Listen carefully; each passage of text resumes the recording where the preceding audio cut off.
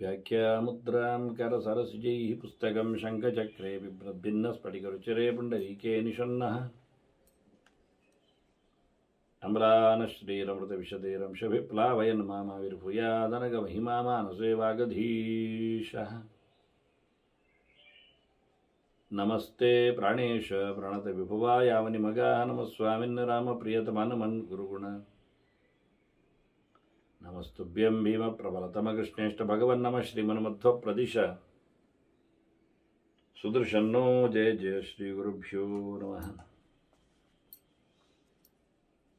ನಾರಾಯಣಂ ಸುರಗುರುಂ ಜಗದೇಕನಾಥಂ ಭಕ್ತಪ್ರಿಯಂ ಸಕಲಲೋಕನಮಸ್ಕೃತಂ ಚ ತ್ರೈಗುಣ್ಯವರ್ಜಿತಮಜಂ ವಿಭುಮಾದ್ಯಮೀಶಂ ವಂದೇ ಭವಗ್ರಂ ಅಮರಾಸುರಸಿದ್ಧವಂದ್ಯಂ ನಾರಾಯಣಂ ನಮಸ್ಕೃತ್ಯ ನರಂಚೈವ ನರೋತ್ತಮಂ ದೇವೀಂ ಸರಸ್ವತೀಂ ವ್ಯಾಸಂ ತತೋ ಜಯಮುದೀರೇ.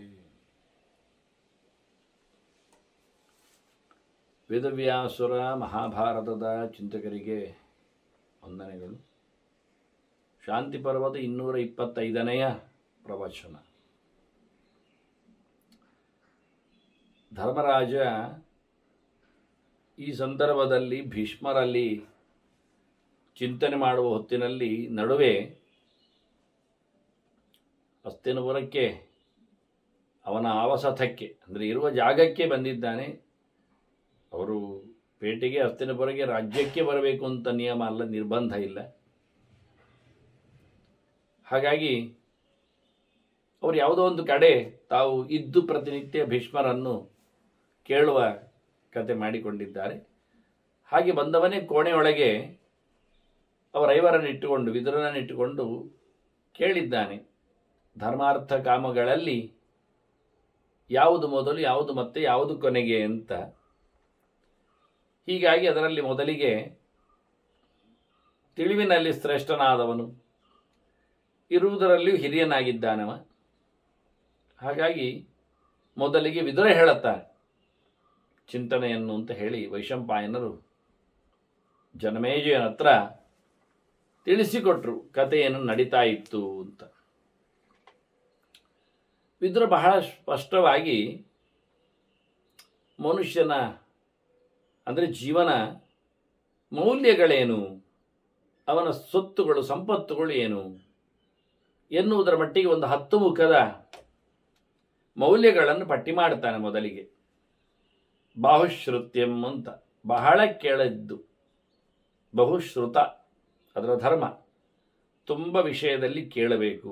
ದೊಡ್ಡ ಮಟ್ಟಿನ ಸಾಧನೆ ಬದುಕಿನಲ್ಲಿ ಕೇಳಿದರೆ ಕೇಳುವುದು, ಹೇಳುವರಿದ್ದರೆ ಕೇಳುವುದು, ಕೇಳುವರಿದ್ದರೆ ಹೇಳುವುದು. ಹೀಗೆ ಸಹಜವಾಗಿ ಶಾಸ್ತ್ರಗಳ ಪರ್ಯಾಲೋಚನೆ, ಧಾರಣ, ಗ್ರಹಣ ಇವೆಲ್ಲ ಆಗಬೇಕು. ಇದು ಮೊದಲು ಜೀವನ ದೊಡ್ಡ ಸಂಪತ್ತು, ಆತ್ಮಸಂಪತ್ತು ಇದನ್ನು ಕರೀಲಿಕ್ಕೆ ಬರ್ತದೆ. ಬದುಕಿ ಬಂದಾಗ, ಬದುಕಿ ಇದ್ದಾಗ, ಮನುಷ್ಯನಾಗಿ ನೆಲೆಗೊಂಡಾಗ ಆತ ಏನು ಸಂಪಾದನೆ ಮಾಡಿದ ಕೇಳಿದರೆ ಆಸ್ತಿ ಪಾಸ್ತಿ, ಮನೆ ಮಂದಿ, ದುಡ್ಡು ದೌಲತ್ತು ಇದು ಯಾವುದು ಅಲ್ಲ ವಾಸ್ತವವಾಗಿ. ಯಾಕೆ ಇದು ಅವನಿಗೆ ಸಂಬಂಧ ಪಡುವುದಿಲ್ಲ, ಅವ ಬಿಟ್ಟು ಹೋಗ್ತಾನೆ. ಹಾಗಾಗಿ ಜೀವನಿಗೆ ಸಂಬಂಧಪಟ್ಟಂತೆ ಆತ್ಮ, ಅದಕ್ಕೆ ಸಂಬಂಧಪಟ್ಟಂತೆ ಇಲ್ಲಿಂದ ಪಡೆಯಬಹುದಾದ ಸೊತ್ತಿಗೆ ಹೇಳಿದರೆ ಕೇವಲ ಚಿಂತನೆಯ ಸಾಮ್ರಾಜ್ಯ, ಶಾಸ್ತ್ರ, ಮತ್ತೇನೂ ಅಲ್ಲ. ಅದು ಜನ್ಮಾಂತರಕ್ಕೂ ಬರುವಂಥದ್ದು, ಪಡಿಬೇಕಾದ್ವ, ಪಡಿಲಿಕ್ಕೆ ಆಗುವಂಥದ್ದು. ದುಡ್ಡು ತಗೊಂಡೋಗ್ಲಿ ಬರೋದಿಲ್ಲ ಜನ್ಮಾಂತರಕ್ಕೆ. ಇಲ್ಲಿ ಹೂತಿಟ್ಟು ಇನ್ನೊಮ್ಮೆ ಹುಟ್ಟಿ ಬಂದಾಗ ತೆಗಿತೇನೆ ಹೇಳಲಿಕ್ಕೆ ಆಗುವುದಿಲ್ಲ. ಯಾರ ಹತ್ರ ಕೊಟ್ಟು ಮತ್ತೆ ಬರ್ತೇನೆ ಅಂತ ತಗೊಳ್ಳಿಕ್ಕೆ ಆಗುವಂಥದ್ದಲ್ಲ. ಹೀಗಾಗಿ ಬಾಹುಶ್ರುತ್ಯಂ ಅಂತ ಮೊದಲು ಹೇಳುತ್ತಾನೆ. ಕೇಳು, ತುಂಬ ಕೇಳು, ತುಂಬ ಕೇಳಿರು. ಆ ಕೇಳಮೆ ಉಂಟಲ್ಲ, ಅದು ಒಂದು ದೊಡ್ಡ ಸ್ವತ್ತು. ಆ ನಂತರ ತಪಃ, ನಿರಂತರವಾಗಿ ಅವನು ಮಾಡಿಕೊಂಡು ಬಂದಿರತಕ್ಕಂತಹ ಶಾರೀರಿಕವಾದ, ಮಾನಸಿಕವಾದ, ವಾಚಿಕವಾದವು. ಕೃಷ್ಣ 3 ಬಗೆಯ ತಪಸ್ಸನ್ನು ಹೇಳುತ್ತಾನೆ. ಪ್ರಧಾನವಾಗಿ ಶರೀರ ತಪಸ್ಸು ಮಾಡಿದಾಗ ಮನಸ್ಸು, ಮಾತು ಅದರೊಟ್ಟಿಗೆ ಇರ್ತದೆ. ವ್ರತ ನಿಯಮನ ಅನುಷ್ಠಾನಾದಿಗಳು ಎಲ್ಲವೂ, ತೀರ್ಥಯಾತ್ರೆ ಇರಲಿ, ಕುಂಭಮೇಳ ಮುಳುಗು ಬರಲಿ, ಏನೇ ಇರಲಿ, ಇದು ಒಂದು ವಿಷಯದಲ್ಲಿ ಹೋಯಿತು ಮುಗಿದು ಹೇಳಿ. ಅದಕ್ಕಿಂತ ಮೊದಲು ಪ್ರಧಾನವಾದದ್ದು ಹೇಳಿದ್ದಾನೆ, ಶಾಸ್ತ್ರ ಶ್ರವಣ ಅಂದಿದ್ದಾನೆ. ಶಾಸ್ತ್ರ ತೀರ್ಥದಲ್ಲಿ ಮುಳುಗೇಳುವುದು ಪ್ರಧಾನ. ಈ ಬಾಕಿಯ ನೀರಿನಲ್ಲಿ ಎಷ್ಟೇ ಮುಳುಗೆದ್ರೂ ಸಂಗತಿ ಆಗುವುದಿಲ್ಲ, ಬಹಳ ವಿಶೇಷ ಅನಿಸುವುದಿಲ್ಲ. ಅದಕ್ಕೆ ಪರ್ಯಾಯ ಕ್ರಮಗಳಿವೆ. ಅಂದರೆ ಬೇರೆ ಕಡೆ ತೀರ್ಥದಲ್ಲಿ ಮುಳುಗಿದ್ರು ತ್ರಿವೇಣಿ ಸಂಗಮದಲ್ಲಿ ಮುಳುಗಿದ ಫಲವನ್ನು ಆ ತ್ರಿದೇವತೆಗಳು ನೀಡುತ್ತಾರೆ ಎನ್ನುವುದು. ಕಾಲದ, ದೇಶದ, ಇನ್ನಿತರ ಕಾರಣಗಳಿಗಾಗಿ ಅಂದಾಗ ಬಹುಶ್ರುತಕ್ಕೆ, ಬಹುಶ್ರವಣಕ್ಕೆ, ಶಾಸ್ತ್ರಚಿಂತನೆಗೆ ಪರ್ಯಾಯ ವ್ಯವಸ್ಥೆ ಇಲ್ಲ. ಕೇಳದಿದ್ದರೆ ಪರವಾಗಿಲ್ಲ, ತೀರ್ಥದಲ್ಲಿ ಮುಳುಗಿ, ಕೇಳದಿದ್ದರೆ ಪರವಾಗಿಲ್ಲ, ಉಪವಾಸವನ್ನು ಮಾಡಿ, ಕೇಳದಿದ್ದರೆ ಪರವಾಗಿಲ್ಲ, ದಾನವನ್ನು ನಡೆಸಿ, ಕೇಳದಿದ್ದರೆ ಪರವಾಗಿಲ್ಲ ಅಂತ ಹೇಳಿಕೊಂಡು ಯಜ್ಞಯಾಗವನ್ನು ಮಾಡಿ ಹೇಳುವುದೇ ಇಲ್ಲ. ಸಾಧ್ಯವೇ ಇಲ್ಲದ ಮಾತಾಗಿದೆ. ಅಧ್ಯಯನ, ಅಧ್ಯಾಪನದ ಬಗ್ಗೆ ಬಹಳ ದೊಡ್ಡ ಮಟ್ಟಿನ ಬೆಲೆಯನ್ನು ಕೊಟ್ಟಿದ್ದಾರೆ. ತಪಶ್ಚ ಸ್ವಾಧ್ಯಾಯ ಪ್ರವಚನೇಚ, ಇದು ಯಾರಿಗೆ ಹೇಳಿದ್ದು? ನೀವು ತೀರ್ಥಕ್ಷೇತ್ರ ಸಂಚಾರ ಮಾಡಿ, ಯಾತ್ರೆ ವ್ರತೋಪವಾಸಗಳನ್ನು ಮಾಡಿ, ಆದರೆ ಓದುವುದು ಬಿಡಬೇಡಿ. ಅದಕ್ಕೆ ಪ್ರಾಧಾನ್ಯ ಕೊಟ್ಟು ಮುಖ್ಯವಾಗಿ. ಹಾಗೆ ಇದೆಲ್ಲ ಗೌಣ. ನ ಯಜ್ಞ ನಚ ತೀರ್ಥಾನಿ ನೋಪವಾಸ ವ್ರತಾನಿ ಚ ಅಂತ ಹೇಳಿ ಭಗವದೆಚ್ಚರದ ಸಂಪಾದನೆ ವಿಷಯದಲ್ಲಿ ಇವೆಲ್ಲ ಏನೂ ಅಲ್ಲ ಅಂತ ಹೇಳುವ ಮಟ್ಟಿಗೆ ಆಚಾರ್ಯರ ನಿರ್ಣಯ ಗೆರೆಗಳು ನಮ್ಮ ಮುಂದೆ ನಿಂತಿವೆ, ವೇದವ್ಯಾಸನ ಮಾತುಗಳು. ಹಾಗಾಗಿ ಇಲ್ಲಿ ವಿದುರ ಧರ್ಮದ ನೆಲೆಯಲ್ಲಿ ಮಾತಾಡ್ತಾರೆ. ಬಾಹುಶ್ರುತ್ಯಂ ತಪಃ ತ್ಯಾಗ. ತ್ಯಾಗ ಮುಖ್ಯವಾಗಿ ಕಾಮ್ಯಕರ್ಮಗಳ ಸಂಪೂರ್ಣ ಪರಿತ್ಯಾಗ ಮತ್ತು ಇತರ ಕರ್ಮಗಳ ಫಲದ ತ್ಯಾಗ, ಮುಖ್ಯವಾಗಿ ವಿಶೇಷವಾದಂತಹ ದಾನ, ದಕ್ಷಿಣೆ, ಧರ್ಮ, ವ್ಯವಹಾರ. ಮುಂದೆ ಶ್ರದ್ಧಾ, ಭಗವಂತನ ಮೇಲಿನ ಪರಿಪೂರ್ಣವಾದ ನಂಬಿಕೆ. ಶ್ರದ್ಧಾಮ ಆಸ್ತಿಕ್ಯ ಬುದ್ಧಿಸ್ಯ ಅಂತ ಹೇಳಿದೆ. ಯಜ್ಞಕ್ರಿಯಾ, ಬಗೆಬಗೆಯ ಭಗವದ್ ಆರಾಧನಾ ಕ್ರಮಗಳು ಅಗ್ನಿಮುಖದಲ್ಲಿಯೂ, ಬ್ರಾಹ್ಮಣ ಮುಖದಲ್ಲಿಯೂ, ಇತರ ಮುಖದಲ್ಲಿಯೂ ಇದು ಮುಖ್ಯವಾಗಿ. ಅದರೊಟ್ಟಿಗೆ ಕ್ಷಮ, ಸಹನೆ, ಎಲ್ಲವನ್ನು ಸಹಿಸಿಕೊಳ್ಳುವುದು, ಎಕ್ಸ್ಕ್ಯೂಸಿಂಗ್ ಒಂದು ದೃಷ್ಟಿಯಿಂದ. ಭಾವಶುದ್ಧಿ, ಭಗವಂತನ ಮೇಲಿನ ಪರಿಪೂರ್ಣವಾದ ಭಕ್ತಿ, ಶುದ್ಧವಾದ ಅಂತಃಕರಣ, ಒಳಗೆ ಹೊರಗೆ ಒಂದೊಂದಿಲ್ಲ, ನೇರವಾದ ಕತೆ. ಯಾವುದೇ ಮನಸ್ಸಿನಲ್ಲಿ ತಪ್ಪು ಕಲ್ಪನೆಗಳ, ಅತಿರೇಕ ಚಿಂತನೆಗಳ, ರಾಗದ್ವೇಷಗಳ ಅವಕಾಶ ಇಲ್ಲದೇ ಇರುವಂತೆ ಮಾಡಿಕೊಳ್ಳುವ ಬಗೆ. ಕೊನೆಗೆ ದಯೆ, ಸರ್ವಭೂತ ದಯೆ, ಎಲ್ಲರ ಮೇಲೆ ಕರುಣೆ. ಸತ್ಯಂ, ಯಥಾರ್ಥವಾದ ಇರುವಿಕೆ, ಅರಿವು, ಮಾತು ಎಲ್ಲ ಸೇರಿ. ಸಂಯಮ, ಇಂದ್ರಿಯಗಳ ನಿಗ್ರಹ, ದಮ, ಬೇಕಾಬಿಟ್ಟಿಯಾಗಿ ಬೇಕಾದ್ದನ್ನೆಲ್ಲ ತಿನ್ನುವುದು, ದೋಚುವುದು, ಪಡೆಯುವುದು, ಹಿಡಿಯುವುದು, ಮುಟ್ಟುವುದು ಎಲ್ಲ ಅಲ್ಲ. ಇಷ್ಟು ಮುಖ್ಯಗಳು ಆತ್ಮಸಂಪದ. ಇದು ಜೀವನ. 10 ವಿಷಯಗಳನ್ನು ಉಲ್ಲೇಖ ಮಾಡಿದ್ದಾನೆ ವಿದುರ ಇಲ್ಲಿ. ಇದು ಜೀವನ ಮೌಲ್ಯಗಳು. ವಾಸ್ತವವಾಗಿ ಏತದೇವ ಅಭಿವದ್ಯಸ್ವ, ಮಾತೇ ಭೂಚಲಿತಮ್ಮನ. ಇದನ್ನು ಸಂಪಾದನೆ ಮಾಡಲಿಕ್ಕೆ ನೀನು ನೋಡು. ಬೇರೆಲ್ಲ ಚರ್ಚೆ, ಚಿಂತನೆ, ತಲೆ ಎಲ್ಲ ಓಡಿಸ್ಲಿಕ್ಕೆ ಹೋಗಬೇಡ. ಧರ್ಮರಾಜನ ನೆಲೆ ಹೇಳ್ತಾ ಇದ್ದಾನವ. ಇದನ್ನು ಮಾಡಲಿಕ್ಕೆ ನೋಡಿ, ಇದರಲ್ಲೇ ಇರುವ, ಇದು ಚಿಕ್ಕ ಪದಾನೇವ. ಬೇರೆ ಕಡೆಗೆ ಮನಸ್ಸು ತಿರುಗಬಾರದು, ಅಲ್ಲಾಡಬಾರದು, ಸಂಚಾರ ಮಾಡಬಾರದು. ಏತನ್ಮೂಲೋ ಹಿ ಧರ್ಮಾರ್ಥ. ಈ ಗುಣಲಕ್ಷಣಗಳ ನೆಲೆಯಲ್ಲಿ ಧರ್ಮಾರ್ಥಗಳು ನೆಲೆಗೊಳ್ಳುವಂಥದ್ದು. ಮನುಷ್ಯನಿಗೆ ಧರ್ಮವು ಸಿಗುವುದು, ಅರ್ಥವು ಸಂಪಾದನೆ ಆಗುವುದು ಇದರಲ್ಲಿ. ಇದಿದ್ರೆ ಎಲ್ಲ ಆಗ್ತದೆ. ಏತದೇಕ ಪದಂ ಹಿದಂ. ಮುಖ್ಯವಾಗಿ ಮನುಷ್ಯನಿಗೆ ಇದರಲ್ಲೇ ಒಳಿತುಗಳು ಏನು ಬೇಕು ಕಾಣ್ತದೆ ಅಂದರೆ ಕಾಮಗಳ ಬಗ್ಗೆ ಮಾತಾಡಿದ್ದು. ಇದರಲ್ಲೇ ಸಿಗುವಂಥದ್ದು ಏನಿದ್ರು ಅವನಿಗೆ ಬೇಕುಗಳೆಲ್ಲ ಇಲ್ಲೇ ಸಿಗ್ತದೆ. ಧರ್ಮವು ಇಲ್ಲೇ ಆಗ್ತದೆ, ಇದುವೇ ಧರ್ಮ ಆಗ್ತದೆ. ಸಂಪತ್ತು ಇಲ್ಲೇ ಇದೆ, ಇದೇ ಸಂಪತ್ತು, ಆತ್ಮ ಸಂಪತ್ತು. ಇದೇ ಅವನಿಗೆ ಇಷ್ಟವಾಗುವಂಥದ್ದು, ಬಯಸುವಂಥದ್ದು, ಬಯಸಿ ಪಡಿಬೇಕಾದ್ದಿದು. ಒಂದೇ ವಿಷಯದಲ್ಲಿ ಧರ್ಮೇಣೈವ ಋಷಿಯ ತೀರ್ಣಾ ಧರ್ಮೇ ಲೋಕಾ ಪ್ರತಿಷ್ಠಿತ. ಧರ್ಮದ ಚೌಕಟ್ಟಿನಲ್ಲಿಯೇ ಋಷಿಗಳು ಎಲ್ಲವನ್ನು ಪಡೆದದ್ದು, ಗೆದ್ದದ್ದು. ಈ ಸಂಸಾರದ, ಈ ಲೋಕದ ತಾಪತ್ರಯಗಳಿಂದ ಎಲ್ಲ ದಾಟಿದ್ದವರು ಧರ್ಮ ನಾಶಿಸಿ. ಇಡೀ ಲೋಕ ಜಗತ್ತೇ ನಿಂತದ್ದು ಧರ್ಮದಲ್ಲಿ. ಇನ್ನೇನು ಹೇಳುವ, ಋಷಿಗಳು ಅಂತೇನು ಹೇಳುವ, ಎಲ್ಲರದ್ದು ನೆಲೆಗೊಂಡದ್ದು ಧರ್ಮವೇ. ಧರ್ಮೇಣ ದೇವಾಹ ದಿವಿಗಾಹ. ಅತ್ಯಂತ ಎತ್ತರದ ಭಕ್ತಿಯೋಗಿ ಎಳೆಸಿಕೊಂಡ ದೇವತೆಗಳು ಸಹ ಸ್ವರ್ಗವನ್ನು ಆಳುವುದು, ಸ್ವರ್ಗದಲ್ಲಿ ಪಡೆಯುವುದು, ಅಧಿಕಾರದಲ್ಲಿ ನಿಂತಿರುವುದು ದೇವರಿಗೆ ಇಷ್ಟ ಆದದ್ದು ಧರ್ಮದಿಂದಲೇ. ಭಕ್ತಿ ಧರ್ಮದಿಂದ ದೇವತೆಗಳು, ಜ್ಞಾನ ಧರ್ಮದಿಂದ ಋಷಿಗಳು, ಕರ್ಮ ಧರ್ಮದಿಂದ ಲೋಕಗಳು. ಇಡೀ ಜಗತ್ತು ಕರ್ಮಧರ್ಮದಿಂದ ಭಗವಂತನೇ ಪ್ರಿಯವಾಗಿದೆ. ಋಷಿಗಳು ಜ್ಞಾನ ಧರ್ಮದಿಂದ ಭಗವಂತನನ್ನು ಮೆಚ್ಚಿಸಿದ್ದಾರೆ. ಜ್ಞಾನ ಕರ್ಮ, ಜ್ಞಾನ ಧರ್ಮ. ಯೋಗ್ಯವಾದದ್ದು, ಉದ್ಧಾರಕವಾದದ್ದು ಕೆಲಸ, ಅದು ಧರ್ಮ ಆಗ್ತದೆ. ಹಾಗಾಗಿ 3 ಪ್ರಕಾರದ ಧರ್ಮಗಳು ನಮಗೆ ಕಂಡು ಬರ್ತವೆ. ಮೇಲಕ್ಕೆ, ಆ ಒಳಗೆ ಕಾಡಿನೊಳಗೆ ಅಥವಾ ಋಷಿಗಳಾಗಿ, ಹೊರಗೆ ನಾಡಿನಲ್ಲಿ ಜನಗಾದಿಗಳು ರಾಜರಾಗಿ, ಇವರೆಲ್ಲರನ್ನು ನೋಡಿಕೊಂಡಾಗಲೂ ಧರ್ಮವೇ ಮೆರೆದದ್ದು ಕಾಣ್ತದೆ. ಹಾಗಾಗಿ ಧರ್ಮೇಚ ಅರ್ಥ ಸಮಾಹಿತ, ಸಂಪತ್ತು, ಅಧಿಕಾರ, ದೇಶ, ಬೊಕ್ಕಸ ಎಲ್ಲ ಧರ್ಮದಲ್ಲಿ ನಿಂತಿದೆ.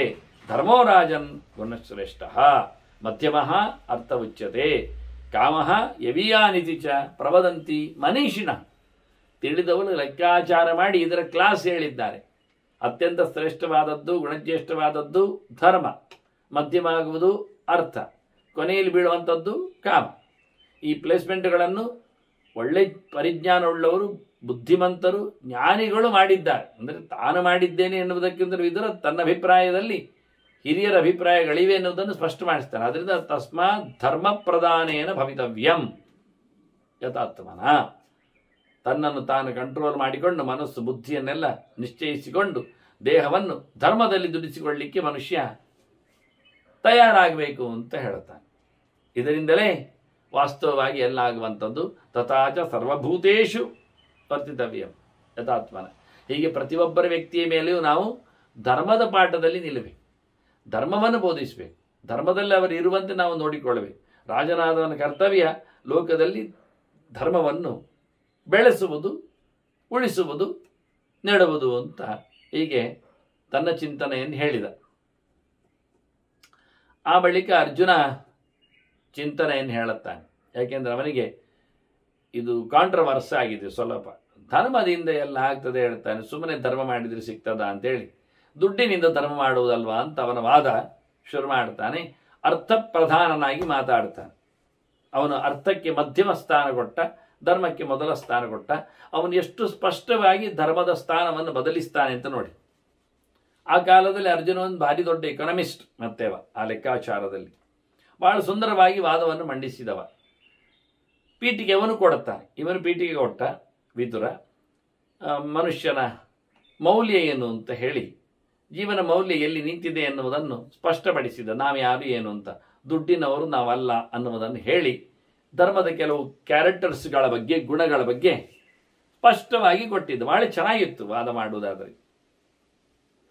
ಅರ್ಜುನ ಹೇಳ್ತಾನೆ, ನೀನು ಹೇಳಿದ್ದು ಅಂದರೆ ಅವನೇನು ನೇರ ತಾಗುವುದಿಲ್ಲ, ಆದರೆ ಆ ಚಿಂತನೆಯಲ್ಲಿ ಅದು ಕಾಣುತ್ತದೆ. ನಾವು ಅದನ್ನು ಅನುಸಂಧಾನ ಮಾಡುವಾಗ ನೋಡಬೇಕಾಗ್ತದೆ. ಇಲ್ಲಿ ಬಂದು ಕೇಳಬೇಕು, ಎಲ್ಲ ಹೇಳಿದ್ದು ಗುಣಲಕ್ಷಣಗಳಿಂದ ಬದುಕಲಿಕ್ಕೆ ನೆಡು ಸರಿ. ಇಲ್ಲಿ ಬದುಕಬೇಕೆನ್ನುವುದು ಸತ್ಯ ಅಲ್ವ ಮೊದಲಿಗೆ? ಹೌದು. ಕರ್ಮಭೂಮಿ ರಿಯಂ, ಧರ್ಮಭೂಮಿ ಅಲ್ಲ. ಈಗ ಇದು ಕರ್ಮಭೂಮಿ ಅಂದವ. ಇದು ಮಾಡುವ ಊರಿನ ಕೆಲಸ. ಇದು ನಮ್ಮ ಕೆಲಸ. ಇಲ್ಲಿ ಬಂದ ಬಳಿಕ ಕರ್ಮಭೂಮಿ ರಿಯಂ ರಾಜನ್ ಇಹ ವಾರ್ತ ಪ್ರಶಸ್ಯತೆ. ಇಲ್ಲಿ ವ್ಯವಹಾರ ನಡೀತದೆ, ಬದುಕು ನಡೀತದೆ. ಇದು ಕರ್ಮದ ನೆಲಗಟ್ಟು. ಏನಾದರೂ ಕರ್ಮವನ್ನು ಮಾಡಬೇಕಾದರೂ ಅರ್ಥ ಇತ್ಯೇವ ಸರ್ವೇಷಾಂ ಕರ್ಮಣಾಂ ಅವ್ಯತಿಕ್ರಮ. ದುಡ್ಡಿಲ್ಲದೇನಾಗುವುದಿಲ್ಲ ನೋಡು. ಇಲ್ಲಿ ಪ್ರಧಾನ ದುಡ್ಡೇ. ಅರ್ಥ ಇತ್ಯೇವ ಸರ್ವೇಷಾಂ, ಎಲ್ಲರ ಬಾಯಿಯಲ್ಲಿ ದುಡ್ಡೇ ಕೇಳ್ತದೆ. ಎಂತ ಮಾಡೋದಾದರೂ ದುಡ್ಡು ಕೇಳ್ತದೆ. ಮಿಯರ್ ಆಕ್ಷನ್, ಕೇವಲ ಒಂದು ಕ್ರಿಯೆ ನಡಿಬೇಕಾದ್ರೆ ದುಡ್ಡಿಲ್ಲದೆ ಆಗುವುದಿಲ್ಲ. ಕೃಷಿ, ಗೋರಕ್ಷ, ವಾಣಿಜ್ಯ, ವ್ಯವಹಾರ ಎಲ್ಲಿ ಬೇಕಾದ್ರಲ್ಲಿ ನೋಡು, ಬದುಕು ಅಂದರೆ ಇದೆಲ್ಲದೆಲ್ಲ ಆಗ್ತದ? ಇದು ಕರ್ಮದ ನೆಲೆಗಟ್ಟಲ್ವ? ಹಾಗಾಗಿ ಕೆಲಸ ಮಾಡಬೇಕಾದ್ರೆ ದುಡ್ಡು ಬೇಕು. ಅದು ಒಳ್ಳೆ ಕೆಲಸ ಆದರೆ ಧರ್ಮ, ಕೆಟ್ಟ ಕೆಲಸ ಆದರೆ ಅಧರ್ಮ. ಇರಲಿ ಬಿಡಿ, ಅದು ಧರ್ಮ ಆಗಲಿ ಇನ್ನೊಂದಾಗಲಿ ಆಗಬೇಕಾದ್ರೆ ಕರ್ಮ ತಾನೇ, ಆಕ್ಷನ್ ಅಲ್ವಾ? ಆ ಕ್ರಿಯೆ ಸಂಪಾದನೆ ಆಗಲಿಕ್ಕೆ ದುಡ್ಡಿಲ್ಲದೆ ಆಗುವುದೇ ಇಲ್ಲ. ಎಲ್ಲಿ ಅದು ದುಡ್ಡಿಲ್ಲದೆ ಕೇಳ್ತಾರೆ, ಏನಾದರೂ ಕೆಲಸ ಆಗ್ತದ? ದುಡ್ಡಿಲ್ಲದ ಕೆಲಸ ಅಂತ ಒಂದು ಉಂಟ, ಧರ್ಮದ ಕೆಲಸ ಉಂಟ. ಧರ್ಮ ಅಂದರೆ ದುಡ್ಡು ಕೊಡದೆ ಏನು ಧರ್ಮ ಏನೋ ನಮ್ದು ಅದೊಂದು ಶಬ್ದ ಉಂಟು ಪ್ರಯೋಗ. ದುಡ್ಡಿಲ್ಲದೆ ಮಾಡತಕ್ಕ ಕೆಲಸವೇ ಕಾಣುವುದಿಲ್ಲ. ನಿವೃತ್ತೆ ಅರ್ಥೆ ನವರ್ತೇತೆ ಧರ್ಮ ಕಾಮೋ ಇತಿ ಶ್ರುತಿ. ಮತ್ತೆ ಇತರ ವಾಕ್ಯಗಳು ಇನ್ನೂ ಬರೋದೆಲ್ಲ ಬೇಕಾ? ಶ್ರುತಿ ಏನು ಹೇಳ್ತದೆ? ದುಡ್ಡಿಲ್ಲದಿದ್ದರೆ ಧರ್ಮ ಇಲ್ಲ, ಕಾಮ ಇಲ್ಲ ಹೇಳ್ತದೆ. ಸಹಸ್ರಗು ಶತಗು ಎಲ್ಲ ಇರುವುದು. 1000 ದನ 100 ದನ ವಿನಿಯೋಗಕ್ಕಿದ್ರೆ ಅದು ಯಜ್ಞ, ಇದು ಯಜ್ಞ ಮಾಡಲಿಕ್ಕೆ ಅಂತ. ಧರ್ಮ ಮಾಡಲಿಕ್ಕೆ ದುಡ್ಡು ಬೇಡವಾ? ಅದನ್ನ ಅರ್ಥೇ ನಿವೃತ್ತೆ. ದುಡ್ಡಿಲ್ಲದವನಿಗೆ ಧರ್ಮಕಾಮ ಇಲ್ಲ. ಅವನಿಗೆ ಧರ್ಮವೂ ಇಲ್ಲ, ಕಾಮವೂ ಇಲ್ಲ, ಅವನಿಗೆ ಬಯಸಿದ್ದು ಸಿಗುವುದಿಲ್ಲ, ಅವನಿಗೆ ಮಾಡಲಿಕ್ಕೇನೂ ಇಲ್ಲ. ಬಯಸುವುದೀಗ ನೀವೇನು ಹೇಳ್ತೀರಿ, ಸ್ವರ್ಗ ಅಂತ ಇಟ್ಕೊಳ್ಳಿ. ಒಂದು ವಿಷಯ, ಸ್ವರ್ಗ ಬರಬೇಕಾದ್ರೆ ನಾವೇನು ಮಾಡಬೇಕು? ಜ್ಯೋತಿಷ್ಠೋಮೇನ ಸ್ವರ್ಗಗಾಮ ವಿಜೇತ, ಜ್ಯೋತಿಷ್ಠೋಮ ಯಾಗ ಮಾಡಬೇಕು. ಜ್ಯೋತಿಷ್ಠೋಮ ಯಾಗ ಮಾಡಲಿಕ್ಕೆ ದಾನ ದಕ್ಷಿಣೆ ಎಲ್ಲ ದ್ರವ್ಯ ಎಲ್ಲ ವ್ಯವಸ್ಥೆ ಆಗಬೇಕು. ಎಲ್ಲಿಂಟು? ದುಡ್ಡಿಲ್ಲದೆ ಯಜ್ಞ ಆಗ್ತದ? ಯಜ್ಞ ಆಗದೆ ಕಾಮ ಆಗ್ತದ? ಬಯಕೆ ಆಗ್ತದ? ಲೋಕದ ಬಯಕೆ ಇಟ್ಕೊಳ್ಳುವ ಕಾರೀರ್ಯ ವೃಷ್ಟಿಕಾಮ ವಿಜೇತ. ಲೋಕದಲ್ಲಿ ನಮಗೆ ಮಳೆ ಬೇಕು ಅಂತುಂಟು, ಮಳೆಯಿಂದ ನಾವು ಬೆಳೆಯನ್ನು ಮಾಡ್ತೇವೆ, ಬೆಳೆಯಿಂದ ಬದುಕ್ತೇವೆ. ಸರಿ, ಮಳೆ ಬರಬೇಕಾದ್ರೆ ಕಾರೀರ್ಯಾಗ ಮಾಡಬೇಕು. ಕಾರೀರ್ಯಾಗ ಮಾಡಲಿಕ್ಕೆ ದುಡ್ಡು ಬೇಕು. ಅರ್ಜುನ ಹೇಳ್ತಾನೆ, ದುಡ್ಡಿಲ್ಲ ಅಂತಾದ್ರೆ ಧರ್ಮ ಇಲ್ಲ, ಕಾಮ ಇಲ್ಲ, ಫಲವೂ ಇಲ್ಲ, ಕೆಲಸವೂ ಇಲ್ಲ. ದುಡ್ಡಿದ್ರೆ ಕೆಲಸ ಉಂಟು, ಫಲ ಉಂಟು. ವಿಷಯೇತಾರ್ಥವಾನ್ ಧರ್ಮಂ ಆರಾಯದಯಿತು ಉತ್ತಮಂ. ಉತ್ತಮ ಪಕ್ಷದಲ್ಲಿ ಧರ್ಮವನ್ನು ಮಾಡಲಿಕ್ಕೆ ಒಬ್ಬ ಸಮರ್ಥನಾಗುವುದು ಯಾವಾಗ? ದುಡ್ಡಿದ್ದಾಗ ಮಾತ್ರ. ದುಡ್ಡಿಲ್ಲದಿದ್ದವನು ಏನನ್ನಾದರೂ ಧರ್ಮ ಕರ್ಮವನ್ನು ಮಾಡಿ ಹೇಳಿದರೆ ಅವ ಕೇಳುತ್ತಾನೆ, ಏನಾದರೂ ಅದರಲ್ಲಿ ರಿಯಾಯಿತಿ ಉಂಟಾ? ದಕ್ಷಿಣೆ ಕೊಡದೆ ಮಾಡಲಿಕ್ಕೆ ಬರ್ತದ? ದ್ರವ್ಯ ಇಲ್ಲದೆ ಆಗ್ತದ? ಇದೆಲ್ಲ ಸಾಧ್ಯ ಉಂಟಾ? ಆದ್ದರಿಂದ ಯಾರಿಗೆ ಸಾಮರ್ಥ್ಯ ಇರುವುದು ಕೇಳಿದರೆ ದುಡ್ಡಿದ್ದವನಿಗೆ ಮಾತ್ರ ಧರ್ಮ ಮಾಡಲಿಕ್ಕೆ ಸಾಮರ್ಥ್ಯ. ಅದು ಉತ್ತಮ ಮಟ್ಟದಲ್ಲಿ. ಇನ್ನು ಗೌಣ ಮಟ್ಟದಲ್ಲಿ ನೀವು ಹೇಳಿದ ಹಾಗೆ ಮನಸ್ಸಿನಲ್ಲಿ ಮಂಡಿಗೆ ತಿನ್ನುವುದು ಅದೆಲ್ಲ ಹೊಟ್ಟೆ ತುಂಬುವುದಿಲ್ಲ ಅಷ್ಟೆ. ಭಾವಪುಷ್ಪ ಸಮರ್ಪಣೆ, ಮನಸ್ಸಿನಲ್ಲಿ ಅಗ್ನಿ ಕಾರ್ಯ, ಹಾಗೆಲ್ಲ ಮನಸ್ಸಿನಲ್ಲೇ ಧರ್ಮ ಹೇಳಿಕೊಂಡ್ರೆ ಅದಕ್ಕೆಲ್ಲ ಸಂಪತ್ತು ಬೇಡ ಹೇಳಿದರೆ ಅದು ಆಗ ಉತ್ತಮ ಮಟ್ಟದ್ದಾಗಲಿಲ್ಲ. ಪ್ರತ್ಯಕ್ಷವಾಗಿ ಮಾಡಲಿಕ್ಕೆ ಪ್ರತ್ಯಕ್ಷ ಗೋದಾನ ಅಂತ ಹೇಳ್ತಾರೆ. ಪ್ರತ್ಯಕ್ಷವಾದ ಗೋದಾನ ಕೊಡಬೇಕಾದ್ರೆ ಗೋವಿಗೆ ಬಂಗಾರದ ಕೊಂಬಿಡಬೇಕು ಹೇಳ್ತಾರೆ, ಬೆಳ್ಳಿಯ ಗೊರಸಬೇಕು ಹೇಳ್ತಾರೆ, ಕಂಚಿನ ಗಂಟೆ ಇಡಬೇಕು ಹೇಳ್ತಾರೆ, ದೋಹದ ಪಾತ್ರೆ ಕೊಡಬೇಕು ಹೇಳ್ತಾರೆ, ಅವನು ಸಾಕುವನಿಗೆ ಒಂದು ವರ್ಷಕ್ಕೆ ಮೌಲ್ಯವನ್ನು ಕಲ್ಪಿಸಬೇಕಂತಾರೆ. ಇದು ಗೋದಾನ ನಡೀತದ? ಉತ್ತಮ ಮಟ್ಟದಲ್ಲಿ ಆಗೋದಿಲ್ಲ. ಇನ್ನು ಮಧ್ಯಮ ಪಕ್ಷ ಅಲ್ಲ, ಅಧಮ ಪಕ್ಷ ಹೇಳಿಕೊಂಡು ಕೊನೆಗೆ ದನವೂ ಇಲ್ಲ, ಗಂಟೆ ಇಲ್ಲ, ಮುಗಿದ. ಒಂದೊಂದೇ ಲ್ಯಾಬ್ಸ್ ಮಾಡಿ ಇಲ್ಲ ಮಾಡಿ, ಬಂಗಾರ ಕೊಂಬು ಬೇಡ ಬಿಡಿ, ಬೆಳ್ಳಿಯ ಗೊರಸು ಬೇಡ ಆಯಿತು, ಗಂಟಾವಣಿ ಕಟ್ಟೋದು ಬೇಡ ಸರಿ, ಕರಿಯೋ ಪಾತ್ರೆ ಕೊಡಬೇಡಿ, ಅವರಿಗೆ ಊಟಕ್ಕೇನು ಕರಿಬೇಡಿ, ಮತ್ತೆ ಕೊನೆಗೆ ದನ ಅಂತ ಒಂದು ಇಡಬೇಡಿ, ಮತ್ತೆ ಗೋದಾನ ಎಲ್ಲಿ ಆಗುತ್ತೆ? ಇಷ್ಟು ನೋಡ್ಲಿಕ್ಕೆ ಹೋದ್ರೆ ಎಲ್ಲ ಮೈನಸ್ ಮಾಡ್ತಾ ಬಂದರೆ ಎಲ್ಲಿ ಉಂಟು? ಆದ್ರಿಂದ ದುಡ್ಡು ಇಲ್ಲದಿದ್ದರೆ ದೊಡ್ಡ ಮಟ್ಟಿನಲ್ಲಿ ಯಾಗ ಯಜ್ಞ ಮಾಡಲಿಕ್ಕೆ ಆಗುವುದಿಲ್ಲ. ಯಾರು ದುಡ್ಡಿದ್ದವನೋ ಅವನು ಉತ್ತಮ ಮಟ್ಟಿನಲ್ಲಿ ಧರ್ಮ ಮಾಡಲಿಕ್ಕೆ ರೆಡಿ ಆಗ್ತಾನೆ, ತಯಾರಾಗ್ತಾನೆ, ಸಮರ್ಥನಾಗ್ತಾನೆ. ಅವನು ಅದನ್ನು ಸಹಿಸಿಕೊಳ್ಳಬಲ್ಲ ಮಾಡಲಿಕ್ಕೆ. ಕಾಮಂಚ ಚರಿತಂ ಶಕ್ತಃ ದುಷ್ಪ್ರಾಪಂ ಅಕೃತಾತ್ಮಭಿ. ಅಂತವನು ಕಾಮವನ್ನು ಅನುಭವಿಸಲು ಸಮರ್ಥನಾಗ್ತಾನೆ, ಇಷ್ಟವನ್ನು ಪಡೀಲಿಕ್ಕೆ ಸಮರ್ಥನಾಗ್ತಾನೆ. ಬಯಕೆಗಳು ಅವನದ್ದು ಈಡೇ ಇರ್ತದೆ. ಕಷ್ಟವಾದದ್ದು, ಸಿಗಲಾರದ್ದು, ಯಾರಲ್ಲಿ ಇರುವಂಥದ್ದು, ಕೆಲಸ ಮಾಡದವರಿಗೆ ಸಿಗದ ಲಾಭ ಇವನಿಗೆ ಸಿಗ್ತದೆ. ಹೌದಲ್ಲ? ಹಾಗೆ ಅಲ್ವ? ಬಹಳ ಚಂದವಾಗಿ, ಬಹಳ ಕಠಿಣವಾದ ಕರ್ಕಶವಾದ ನೆಲ ಅದು. ಅದನ್ನು ಒಳ್ಳೆ ರೀತಿಯಿಂದ ಉಳುಮೆ ಮಾಡಿದರೆ ಬೇಕಾದಷ್ಟು ಪೈರು ಬರ್ತದೆ. ಉಳುಮೆ ಮಾಡಬೇಕಾದ್ರೆ ಪ್ರಯತ್ನ ಪಡಬೇಕು. ಪ್ರಯತ್ನ ಪಡಲಿಕ್ಕೆ ದುಡ್ಡು ಹಾಕಬೇಕಲ್ಲಿ. ಹಾಗಾದ್ರೆ ಒಳ್ಳೆ ನೆಲೆಯಲ್ಲಿ ದುಡ್ಡು ವಿನಿಯೋಗಿಸಿಕೊಂಡ್ರೆ, ಇನ್ವೆಸ್ಟ್ ಮಾಡಿದರೆ, ಎದ್ದ ಹಾಳು ನೆಲದಲ್ಲಿಯೂ ಬಂಜರವಾಗಿ ನಾವು ಬೆಳೆಯನ್ನು ಪಡೀಲಿಕ್ಕೆ ಆಗ್ತದೆ. ಅದರಿಂದ ಅಕೃತಾತ್ಮರಿಗೆ ಅದು ದುಷ್ಪ್ರಾಪ. ಕೆಲಸ ಮಾಡದವರಿಗೆ ಆ ನೆಲದಲ್ಲಿ ಏನು ಬೆಳೆ ಸಿಗುವುದಿಲ್ಲ, ಒಂದು ಅಕ್ಕಿಯೂ ಸಿಗಲಿಕ್ಕಿಲ್ಲ. ಆದರೆ ಅದನ್ನು ನೀರು ಎಲ್ಲಿಂದಲೋ ಹರಿಸಿದ, ಖರ್ಚು ಮಾಡಿ, ಜನರನ್ನೆಲ್ಲೋ ತರಿಸಿದ ಕೆಲಸ ಮಾಡಲಿಕ್ಕೆ, ಯಂತ್ರಗಳನ್ನೆಲ್ಲೋ ಹಾಯಿಸಿದ, ಅಲ್ಲಿಗೆ ದುಡ್ಡು ಖರ್ಚು ಮಾಡಿ, ಅದರಿಂದ ಇಷ್ಟು ಖರ್ಚು ಮಾಡಿದ್ದಕ್ಕೆ ಅವನಿಗೆ ಅದರ 10 ಪಾಲು ಸಿಕ್ಕಿತು. ಅದರಿಂದ ಯಜ್ಞ ಯಾಗ ಎಲ್ಲ ಮಾಡಲಿಕ್ಕೆ ಆಗ್ತದೆ ಮತ್ತೆ. ಆದ್ದರಿಂದ ನಿಜವಾಗಿ ಅವನಿಗೆ ಬೇಕಾದ್ದನ್ನು, ಬಯಕೆಗಳನ್ನು ಈಡೇರಿಸಿಕೊಳ್ಳಿಕ್ಕೂ, ಬೇರೆ ಯಾರಿಗೂ ಸಿಗಲಾರದೇ ಇರತಕ್ಕಂಥ ಬಯಕೆಗಳು, ಭೋಗಗಳು ಬರಬೇಕಾದರೂ ದುಡ್ಡಂತೂ ಬೇಕೇ ಬೇಕು. ಅರ್ಥಸ್ಯ ಅವಯವೋ ಏತೋ ಧರ್ಮಕಾಮೋ ಇತಿ ಶ್ರುತಿ. ವೇದಗಳು ಹೇಳಿದ್ದು ಇದೇ ರೀತಿಯಾಗಿ. ದುಡ್ಡಿನ 2 ರೆಕ್ಕೆಗಳು ಅಂತ ಹೇಳಿದ್ದು ಧರ್ಮ ಮತ್ತು ಕಾಮವನ್ನು. ದುಡ್ಡಿನ 2 ಅವಯವಗಳು, ಅಂಗಗಳು. ದುಡ್ಡು ಪ್ರಧಾನ, ಅಂಗ ಅಂಗಿ. ಅಂಗಿ ಯಾವುದು? ದುಡ್ಡು. ಅಂಗ ಯಾವುದು? ಧರ್ಮ ಮತ್ತೆ ಅದರ ಅವಯವ ಕಾಮ. ಬಲ ಎಡಗಳು 2 ಅದರ ಬದಿಗಳು ಇದ್ದಾಗೆ ಧರ್ಮ ಮತ್ತು ಕಾಮಗಳು. ದುಡ್ಡು ಮಧ್ಯದಲ್ಲಿದೆ ಅಂತ ಹೇಳ್ತಾನೆ. ದುಡ್ಡು ದೊಡ್ಡದು ಅಂತಾನೆ. ಅರ್ಥಸಿದ್ಧ ವಿನಿರ್ವೃತ್ತವು ಉಪವೇತೋ ಭವಿಷ್ಯದ. ದುಡ್ಡಿದ್ರೆ ಧರ್ಮ ಆಯಿತು, ಕಾಮ ಆಯಿತು ಅಂತ ತಿಳ್ಕೊಳ್ಳಿ. ದುಡ್ಡಿದ್ರೆ ಧರ್ಮ ಮಾಡಿದ, ಧರ್ಮದಿಂದ ಕಾಮ ಬಂತು, ಬಯಕೆಗಳು ಅವನಿಗೆ ಇದ್ದೇ ಇತ್ತು. ಅದರಿಂದ ಫಲಗಳು ಬಂತು, ಧರ್ಮ ಆಯಿತು, ದುಡ್ಡು ಇತ್ತು. ದುಡ್ಡು ಸಿದ್ಧಿ ಇದ್ರೆ, ಅರ್ಥ ಸಿದ್ಧಿ ಇದ್ರೆ ಧರ್ಮ ಸಿದ್ಧಿ, ಕಾಮ ಸಿದ್ಧಿ. ಇಲ್ಲ ಆದರೆ ಇಲ್ಲ. ತದ್ಗತಾರ್ಥಮಿ ಪುರುಷಂ ವಿಶಿಷ್ಟತರ ಯೋನಯ ಬ್ರಹ್ಮಾಂಡಮೇವ ಭೂತಾನಿ ಸತತಂ ಪರಿಪಾಲಿಸಿದೆ. ನೋಡಿ ನೀವು, ದುಡ್ಡು ಸಿದ್ಧಿಯಾದವನಿಗೆ ಜನರ ಕಥೆಯನ್ನು ನೋಡಿ. ವಿಶಿಷ್ಟತರ ಯೋನಯ, ದೊಡ್ಡ ದೊಡ್ಡ ಜನರು, ಸಾಮಾನ್ಯರಲ್ಲ. ಯಾರಿಗೆ ದುಡ್ಡು ಸಿದ್ಧಿಯಾಗಿದೆ, ಅರ್ಥ ಸಿದ್ಧಿಯಾಗಿದೆ, ಯಾರಲ್ಲಿ ಸಂಪತ್ತುಂಟು, ಯಾರು ಶ್ರೀಮಂತ ಅನಿಸ್ತಾನೆ ಅಂತ ವ್ಯಕ್ತಿಯನ್ನು ವ್ಯಕ್ತಿ ಅಂತಾರೆ ಜನ, ಮನುಷ್ಯ ಅಂತ ಕರೀತಾರೆ. ಅವರೆಲ್ಲ ವಿಶಿಷ್ಟತರ ಯೋನಿಗಳು. ಅವರು ಉಳಿದವರೆಲ್ಲ ಪರ್ಪೋಷಿ, ಏನೂ ಅಲ್ಲ. ಅವರೆಲ್ಲ ಯಾವುದೋ ಜಾತಿಗಳು, ಇವನೊಬ್ಬರೇ ಮನುಷ್ಯ ಜಾತಿ ದುಡ್ಡಿದ್ದವ ಅಂತ ಬೇರೆ ಬೇರೆ ಜಾತಿಗಳಾದವರು ಅಂತ ಹೇಳಿಕೊಳ್ಳುವವರೆಲ್ಲ ಇವನ ಕೈಕಾಲು ಹಿಡಿತಾರೆ. ಬ್ರಹ್ಮಾಂಡವಿವ ಭೂತಾನಿ ಅಂತಾನೆ. ಇಡೀ ಜಗತ್ತು ಭಗವಂತನನ್ನು ಪ್ರೀತಿಸಿದ ಹಾಗೆ ಈ ವ್ಯಕ್ತಿಯನ್ನು ದುಡ್ಡಿನವನನ್ನು ದೇವರು ಅಂತ ಹೇಳಿ ಕೊಂಡಾಡ್ತಾರೆ. ದೊಡ್ಡ ದೊಡ್ಡವರು ಸಾಮಾನ್ಯರಲ್ಲ ಅಂತಾನಿವ. ವಿಶಿಷ್ಟತರ ಇವನಯ ಅಂತ ಅತಿಶಯಿತವಾದ ಜಾತಿಯಲ್ಲಿ ಹುಟ್ಟಿ ಬಂದವರು ದೊಡ್ಡ ದೊಡ್ಡವರೆಲ್ಲ ಇವನನ್ನು ದೇವರು ಅಂತ ಹೇಳಿಕೊಂಡು ಪ್ರದಕ್ಷಿಣೆ ಬರ್ತಾರೆ. ಸುತ್ತು ಬರುವುದೇನು, ದುಡ್ಡಿನವನಲ್ಲಿ ಸುತ್ತು ಬರುವುದೇನು, ಎಲ್ಲಿಯಾದರೂ ತಾಳ್ತದ ಬೀಳ್ತದ, ಹಿಡಿಲಿಕ್ಕೆ ಸಿಗ್ತದ ಅಂತ ನೋಡ್ಲಿಕ್ಕೆ, ಕೈ ಮುಗಿಯುವುದೇನು, ಬೇಡಿಕೊಳ್ಳುವುದೇನು, ಅವನನ್ನು ಹೊಗಳುವುದೇನು, ಯಬ್ಬಾ ಯಬ್ಬಾ ಯಬ್ಬಾ ಯಬ್ಬಾ. ದುಡ್ಡಿನವನನ್ನು ಕಂಡ್ರೆ ಒಂದು ಅವರ ಸೇವೆಗೋಸ್ಕರ ಅವನ ಬಗ್ಗೆ ಇವರು ಸೇವೆ ಮಾಡ್ತಾರೆ. ಅವನು ಶೇವ್ ಮಾಡುವಷ್ಟೊತ್ತು ಸೇವೆ ಮಾಡ್ತಾರೆ. ಯಾರೆಲ್ಲ ಪರಿಭಾಷತೆ, ಯಾರೆಲ್ಲದು ವಿಶಿಷ್ಟತರ ಯೋನಿಗಳು. ಅದಕ್ಕೆ ಇವನೆಲ್ಲ ಹೇಳ್ತಾನೆ ನೋಡಿ, ಜಾತಿಗಳ ಬಗ್ಗೆ ಮಾತಾಡ್ಲಿಯಾ, ಸುತ್ತು ಬರುವವರನ್ನು ತೋರಿಸಿಕೊಡ್ಲಿಯಾ, ಶ್ರೀಮಂತನ ಬೆನ್ನೆಯಿಂದ ಬಿದ್ದವರನ್ನು ನಿಮಗೆ ಪರಿಚಯಿಸ್ಲಿಯಾ ಹೇಳ್ತಾನೆ. ಜಟಾಜಿನಧರಾಹ ದಾಂತಾಹ ಪಂಕ್ತದಿಗ್ಧಾಹ ಜಿತೇಂದ್ರಿಯಾಹ, ಲೆಕ್ಕ ಹಾಕೊಳ್ಳಿ, ಮುಂಡಾಹ. ಮತ್ತು ಹೇಳುವುದಾಗಿದ್ರೆ ಹೇಳ್ತಾನೆ ವಿತಂತವಶ್ಚೈವ, ಮತ್ತೆ ಕಾಷಾಯ ವಸನಾಶ್ಚಾನ್ಯೆ ಸ್ಮಶ್ರುಲಾಹ, ಮತ್ತು ಹ್ರೀ ಸುಸಂಯತಾಹ ವಿದ್ವಾಂಸಶ್ಚೈವ ಶಾಂತಾಶ್ಚ ಮುಕ್ತ ಸರ್ವಪರಿಗ್ರಹಿ ಅದಾನ್ಯೇ ಮತ್ತು ಹೇಳುವುದಾದ್ರೂ ಕೇಳುವುದಾದ್ರೂ ಸಹ ಸ್ವರ್ಗಕಾಂಕ್ಷಿಣ ಕುಲ ಪ್ರತ್ಯಾಗಮಾಶ್ಚೈತೆ ಸಂಸಂ ಧರ್ಮಂ ಅನುಷ್ಠಿತಾ ಆಸ್ತಿಕಾ ನಾಸ್ತಿಕಾಶ್ಚೈವ ನಿಯತಾ ಸಂಯಮೇ ಬರಿ ಅಂತ ಹೇಳುವ. 12 ಜಾತಿ ಜನರನ್ನು ಉಲ್ಲೇಖ ಮಾಡಿದೆ ಹೇಳ್ತಾನೆ ಲೋಕದಲ್ಲಿ. ಶ್ರೀಮಂತರ ಬೆನ್ನ ಹಿಂದೆ ಅವರ ಜಗಲಿಯಲ್ಲಿ ಬರ್ಲಿಯ ಕೇಳ್ತಾ ಕೈ ಹಿಡಿತಾ ಜೋಳಿಗೆ ಎದ್ಕೊಂಡು ಹೋಗಿ ಅವರ ಯಾವುದೋ ಎಂತ ಹೇಳುವ ರಶೀದಿ ಪುಸ್ತಕಗಳು, ಅನುಗ್ರಹ ಪತ್ರಗಳು, ಅವರು ಕೊಟ್ಟ ತಕ್ಷಣ ಕೊಡ್ತಾರೆ. ಧರ್ಮ ಧುರಂಧರ ಅಂತ ಅನುಗ್ರಹ ಇವನಿಗೆ ಆಯ್ತು ಅಂತ, ದೇವರ ಅನುಗ್ರಹ ಬೇಗ ದುಡ್ಡು ಕೊಡಬೇಕು. ದುಡ್ಡು ಕೊಟ್ಟ ತಕ್ಷಣ ನಮ್ಮ ಎಲ್ಲ ಉಪಾಸಿ ಮೂರ್ತಿಗಳ ಅನುಗ್ರಹವನ್ನು ನಾವು ಅವರಿಗೆ ದಾರೆ ಏರಿತೇವೆ ಪ್ರಶಸ್ತಿ ಪತ್ರದ ಮೂಲಕ. ಹೇಗಾಗ್ತದೆ ಕೇಳ್ತಾನೆ. ಜಟಾಜಿನ ಥರ ಜಟೆ ಬಿಟ್ಟುಕೊಂಡಿದ್ದಾರೆ, ಸೊಂಟಕ್ಕೆ ಅಜಿನ ಕಟ್ಟಿಕೊಂಡಿದ್ದಾರೆ.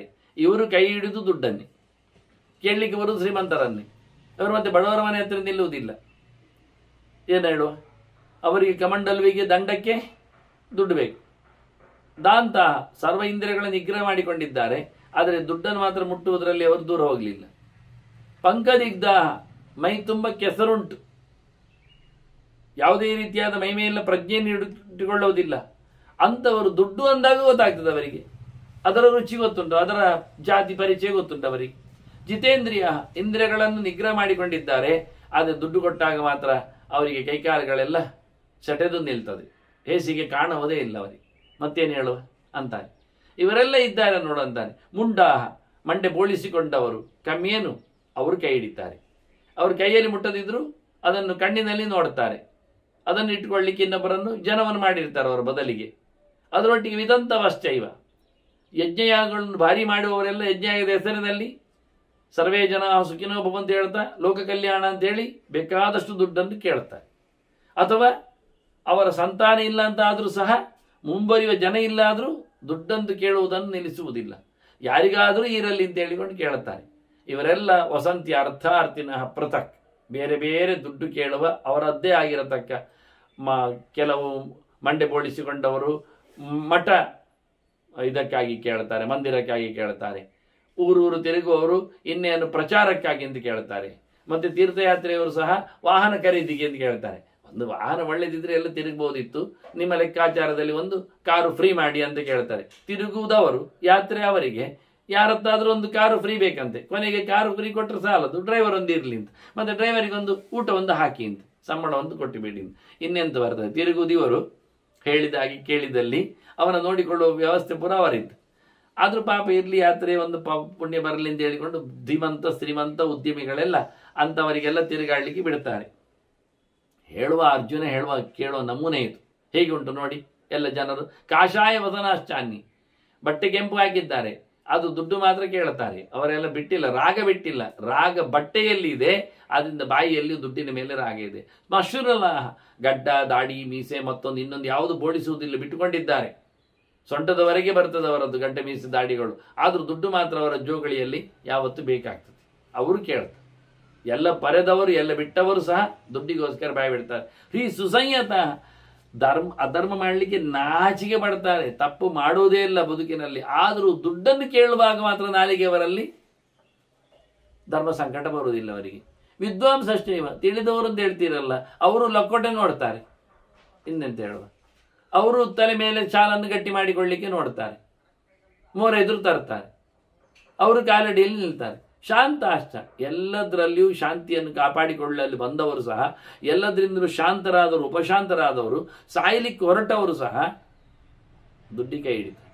ಮುಕ್ತ ಸರ್ವ ಪರಿಗ್ರಹಿ. ಇನ್ನು ಕೆಲವರು ಹೇಳಿದ್ರು, ನಾನು ಏನು ತಗೊಳ್ಳೋದಿಲ್ಲ, ಬಿಟ್ಟಿದ್ದೇನೆ, ಉಪ್ಪು ಕೊಡಬೇಡಿ, ಎಣ್ಣೆ ಕೊಡಬೇಡಿ, ಎಳ್ಳು ಕೊಡಬೇಡಿ, ಬಾಣಾಣಿ ಕೊಡಬೇಡಿ, ಪಾತ್ರೆ ಕೊಡಬೇಡಿ, ಬಟ್ಟೆ ಕೊಡಬೇಡಿ, ಚಪ್ಪಲಿ ಕೊಡಬೇಡಿ, ಕೊಡೆ ಕೊಡಬೇಡಿ, ಎಲ್ಲ ಹೇಳ್ತಾರೆ, ನಾನು ಏನು ತಗೊಳ್ಳೋದಿಲ್ಲ ಅಂತ. ಮತ್ತೆ ದುಡ್ಡು ಕೊಟ್ಟರೆ ತಗೊಳ್ತಾರೆ ನೋಡಿ, ವಸ್ತುಗಳು ಮಾತ್ರ ಬೇಡ, ದುಡ್ಡು ಅದೇ ಅಂತ ಅದು ಹೇಳ್ತಾರೆ. ಅದು ಜನಕ್ಕೆ ಏನು ತಗೊಳ್ಳೋದಿಲ್ಲ ಹೇಳಿದ ತಕ್ಷಣ ದುಡ್ಡು ತಗೊಳ್ಳೋದಿಲ್ಲ ಅಂತ ಕೊಡೋದು ನಿಲ್ಲಿಸ್ತಾರೆ. ಕೊನೆಗೆ ಇವನು ಹೇಳಿಕೊಂಡು ಬರಬೇಕಾಗ್ತದೆ, ದುಡ್ಡೊಂದು ಬಿಟ್ಟು ಮತ್ತೇನು ತಗೊಳ್ಳೋದಿಲ್ಲ, ಅದು ಜನರಿಗೆ ಅರ್ಥ ಆಗುವುದಿಲ್ಲ. ಹೇಳ್ತಾನೆ, ಮುಕ್ತ ಸರ ಪರಿಗ್ರಹೈ ಅರ್ಥಾರ್ಥಿನ ಸಂತಿ ಕೇಚಿತ್. ಕೆಲವರು ಎಲ್ಲ ಬಿಟ್ಟವರು ಸಹ ದುಡ್ಡು ಪಡೀಲಿಕ್ಕೆ ಅದು ಸಮಸ್ಯೆ ಇಲ್ಲ, ಅದು ತೊಂದರೆ ಇಲ್ಲ, ನಿಮ್ಮ ಸಂಬಂಧಪಟ್ಟ ಪದಾರ್ಥ ನಮಗೆ ಬೇಡ ಅಂತ. ಹಿಂದೆಲ್ಲ ಪದಾರ್ಥ ಕೊಡುವಾಗ ಅವರ ಮನೆಯಲ್ಲಿ ಆಗ್ತಿದ್ದದ್ದು ಕೊಡ್ತಿದ್ರು. ವಿಷಯ ಇಷ್ಟೇ, ಸಬ್ಜೆಕ್ಟ್ ಇಷ್ಟೇ. ಒಬ್ಬರ ಮನೆಯಲ್ಲಿ ಬಾಳೆಹಣ್ಣು ಆಗಿದೆ, ತಂದು ಕೊಡ್ತಾರೆ, ಬೇಡ ಅಂತಾನೆ, ಯಾಕೆ ಅದರಲ್ಲಿ ಅವನ ಪರಿಶ್ರಮ ಇರ್ತದೆ, ಅಥವಾ ಏನೋ ಅದಕ್ಕೆ ಹಾಕಿದ ನೀರು ಸಂಕ್ರಾಂತಿ ಇರ್ತದೆ, ಬೇಡ ಅಂತ. ಯಾರ ಮನೆಯಲ್ಲಿ ಏನು ಆಗಿದೆಯೋ, ಅದು ತೆಂಗಿನಕಾಯಿ ಇರಲಿ ಅಥವಾ ಬೇಳೆ ತರಕಾರಿ ಇರಲಿ, ಏನೇ ಇರಲಿ, ಇನ್ನೊಬ್ಬರಿಂದ ಮುಟ್ಟಿದ ಪದಾರ್ಥ ಅಥವಾ ಬಟ್ಟೆ ಇರಲಿ, ಅವನ ಅಂಗಡಿಯಿಂದ ತಂದಿದ್ರು ಬಟ್ಟೆ ಅವನು ಹಾಕಿರಬಾರದು, ಅವನಿಗೆ ಕೊಟ್ಟಿರಬಾರದು ಅಂತ ಗೊತ್ತುಂಟು, ಇವನಿಗೆ ಗೊತ್ತಿಲ್ಲ. ಆದ್ದರಿಂದ ನೀವೇನು ತಂದು ಕೊಡುವುದು ಬೇಡ, ನಿಮ್ಮ ಮನೆಯಿಂದ ಬೇಡ, ನಿಮ್ಮ ಸಂಬಂಧದ್ದು ಬೇಡ. ಮತ್ತೆ ದುಡ್ಡು ಕೊಡಿ, ಏನು ಕೊಡಬೇಕಿದ್ರೆ ಎಲ್ಲ ನಾನೇ ತಗೊಳ್ತೇನೆ. ಅದರಲ್ಲಿ ನಿಮ್ಮ ಪರವಾಗಿ ನಾನು ಬಟ್ಟೆ ತಗೊಳ್ತೇನೆ, ನಿಮ್ಮ ಪರವಾಗಿ ನಾನು ಬಾಣಾಲೆ ತಗೊಳ್ತೇನೆ, ನಿಮ್ಮ ಪರವಾಗಿ ನಾನು ಅದಕ್ಕೆ ಎಣ್ಣೆ ಹಾಕ್ತೇನೆ, ನಿಮ್ಮ ಪರವಾಗಿದ್ದರೆ ನಾನು ಎಳ್ಳು ಕಾಯಿಸಿ ಎಳ್ಳುಂಡೆ ಮಾಡಿ ತಿಂತೇನೆ. ನೀವಾಗಿ ಎಳ್ಳುಂಡೆ ಮಾಡಿ ಕೊಡಬೇಡಿ, ಎಳ್ಳು ತಂದು ಕೊಡಬೇಡಿ, ಬಾಣಾಲೆ ಕೊಡಬೇಡಿ, ಎಣ್ಣೆ ಕೊಡಬೇಡಿ ಅಂತ. ಇದು ಒಂದು ಕತೆ. ಅವರ ಸಂಕ್ರಾಂತಿಗಾಗಿ, ಅಂದರೆ ಹಿಂದೆ ಅವರು ಬೆಳೆಸ್ತಾ ಇದ್ರು, ಬೇಯಿಸ್ತಾ ಇದ್ರು, ಗಾಣ ಇತ್ತು, ಹಾಗೆ ಅಂತ ಹೇಳಿದೆ. ಈಗ ಎಲ್ಲವೂ ಅಂಗಡಿಯಿಂದ ತರೋದ್ರಿಂದ ಇವರು ಇನ್ನಷ್ಟು ಸಲ ಮಾಡಿಕೊಂಡು ನಮಗೆ ಬೇಕಾದಾಗ ತರ್ತೇವೆ. ನೀವೊಂದು 20 kg ತಂದು ಹಾಕುವುದು, ಅದೊಂದು 2 ವರ್ಷದಲ್ಲಿ ಖಾಲಿ ಆಗದೆ ಅದರಲ್ಲಿ ಗುಮ್ಮನೋ ಗುಗ್ಗುರು ಆಗಿ ಹೋಗುವುದು. ಅದರ ಬದಲಿಗೆ ನಮಗೆ ಬೇಕಾದಾಗ 100 ಗ್ರಾಮ್ ನಾವು ತರ್ತೇವೆ, ಅಷ್ಟು ದುಡ್ಡು ಒಟ್ಟು ಕೊಟ್ಟುಬಿಡಿ. ಈಗ ಬೆಳೆಯುವುದು ಯಾರ ಕಂಡದಲ್ಲಿ, ಗದ್ದೆಯಲ್ಲಿ, ಮನೆಯಲ್ಲಿ ಇಲ್ಲ. ಹಾಗಾಗಿ ಒಂದೇ ಬಾರಿಗೆ ಒಂದು ಗೊನೆ ಬಾಳೆಹಣ್ಣು ಗುರುಪೂರ್ಣಿಮೆ ಅಂತೇಳಿ, ಗುರುಗಳೇ ಅಂತೇಳಿ ಇಟ್ಟುಬಿಟ್ಟ. ಎಲ್ಲಿಂದ ತಂದು? ಅಂಗಡಿಯಿಂದ. ಅವ್ರು ನಿನ್ನೇನೆ ಅದಕ್ಕೆ ಸ್ಪ್ರೇ ಮಾಡಿ ಇವತ್ತೇ ಬೆಳೆಯುವಾಗೆ ಮಾಡಿಬಿಟ್ಟಿದ್ದಾರೆ. ಒಂದು ಗೊನೆ ತಿನ್ಲಿಕ್ಕಾಗುತ್ತೆ ಒಂದೇ ದಿನದಲ್ಲಿ. ಅದರ ಬದಲಿಗೆ ಅವನು ಕೊಡುವ ದುಡ್ಡನ್ನೇ ಗುರುಗಳ ಪಾದಕ್ಕೆ ಇಟ್ಟುಬಿಟ್ರೆ ಅವರೊಂದು ವಾರದಲ್ಲಿ ಇಟ್ಟುಕೊಂಡದನ್ನು ಚೂರು ಚೂರೆ ಒಂದೊಂದೇ ಹೆಣ್ಣಿಗೆ ತಂದು ಬಾಳೆಹಣ್ಣು ತಿನ್ನುವುದಿಲ್ವ? ಜನಕ್ಕೆ ಯಾರು ಬೋಧ ಹೇಳಬೇಕು? ಹೀಗಾಗಿ ಇಂಥ ವಿಚಿತ್ರವಾದ ನೀರು, ಬೆಲ್ಲ ತಂದಿಟ್ಟರೂ ನೀರಾಗತ್ತೆ,